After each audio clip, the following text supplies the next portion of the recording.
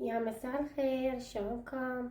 واليوم راح اسوي وياكم شوربة الدجاج البيضة. صراحة هذه الشوربة صحية وطعمها يجنن. يلا نشوف الطريقة. بالبداية بسم الله، اضيف مكعب من الزبد، راح اضيف البصل مقطعته مكعبات بهذا الشكل. بعد ما حمسنا البصل حضيف الجزر مقطعته نفس الشكل مكعبات، نقلبه ويا البصل تقليبة خفيفة، وحنضيف البوتيتا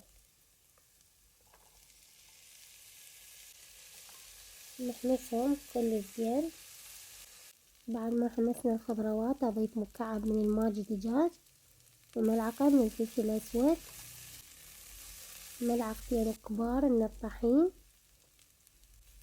نقلبه ويا الخضروات. بعدها أضيف لتر من المي المغلي، نحركها تحريكة خفيفة ونغطيها لما تغلي الخضروات.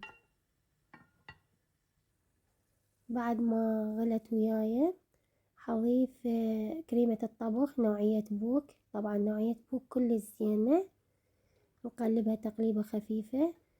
أول ما تدخن وياي وتصير بهذا الشكل حننزل الصدر الدجاج سالكته قبل بوقت ومفتفته بهذا الشكل، وتتركوها 3 دقايق وتقدموها. الصراحة هذه الشوربة تجنن، كلش طيبة وصحية بالنسبة لهذا الجو البارد. تقدرون آخر شي تعصرون عليها عصرة من الليمون. وأتمنى إذا حبيتوا هذا الفيديو لا تنسون بالضغط على زر اللايك والمتابعة والتعليق الحلو، وأقولكم سهمكم العافية. مع السلامة، انتظروني فيديو جديد.